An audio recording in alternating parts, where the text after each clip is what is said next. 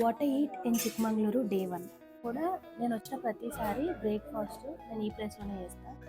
Hotel పేరు hotel Srikrishna. నేను ఏం చెప్తానంటే పొద్దుగాల రైస్ పలావ్ డీసెంట్గా ఉంటుంది, టేస్ట్ బడ్జెట్ ఫ్రెండ్లీ. ఒకటి నేను పూరి ఆర్డర్ చేశాను. ఎంత పొంగిందో. ఇక్కడ బెన్నె దోశ అని దొరుకుతుంది. మీరు ఉంటే పక్కా ట్రై చేయండి. నేను వచ్చిన ఇప్పుడు లేదు, లాస్ట్ టైం 2 times ఉండింది. I choose always budget friendly stays and budget friendly hotels to eat. పడుకునే హోటల్ కాదు, తినే hotel. Tea water. Chikmagalur famous for coffee, so strong coffee.